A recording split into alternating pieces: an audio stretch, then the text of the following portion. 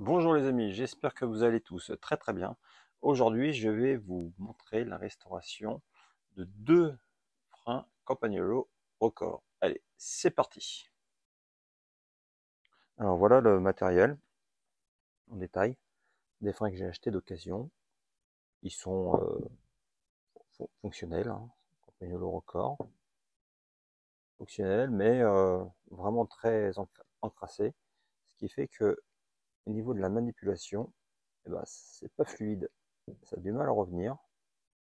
Et forcément, au niveau de la, de la prise en main sur le vélo, bah, c'est pas terrible. Donc je vais nettoyer tout ça et vous allez voir la différence. Alors voici le frein complètement démonté. Moi ce que je vous recommande de faire, c'est de faire un maximum de photos à chaque fois que vous démontez un élément. Et puis à bien regrouper les éléments ensemble, de façon à ce que lors du remontage, vous ne soyez pas embêté. Donc le fait de prendre les photos vous simplifiera la vie et vous évitera bien des soucis au remontage parce qu'une rondelle ici ou là, bah, ça peut tout changer et ça peut euh, perturber le bon fonctionnement du frein et tout de même un organe de sécurité et donc il faut être très très prudent avec ça. Mais voilà, là on a une belle vidéo et maintenant on va nettoyer toutes les pièces. Alors voilà la première phase de terminée. Alors pour le nettoyage, moi ce que j'utilise, c'est en premier de l'essence et une brosse à dents. Ensuite, je passe les pièces, notamment celles qui sont visibles, à la laine de fer triple zéro. Et pour terminer, sur les parties aluminium, comme celle-ci, j'utilise du Glanzol. Et là, ça permet d'avoir un effet vraiment très très propre. Vous pouvez le constater, ça brille. Et donc maintenant, place au remontage. Et voilà, un premier frein de terminé. Alors il est vraiment maintenant comme neuf, hein.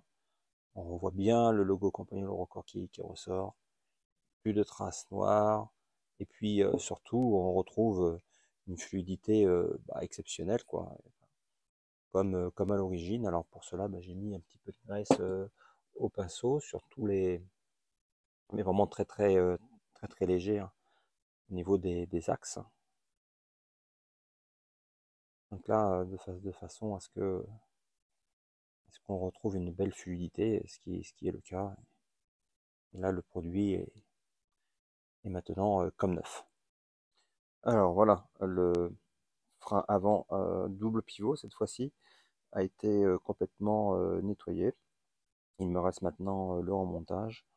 Et vous pouvez par exemple apercevoir ici le petit système de roulement à billes sur le pivot principal, de manière à gagner encore en fluidité.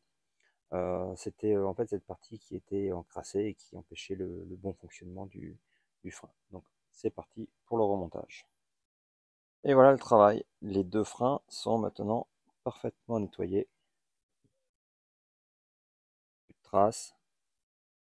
La fluidité est parfaite. Aussi bien sur le frein avant ici. Non, ça c'est le frein arrière, un seul pivot. Il ne reste plus qu'à les peser. Et on va les comparer avec une paire de freins Athena que voici. Très joli, très costaud de chez Campagnolo. Alors c'est parti pour le poids.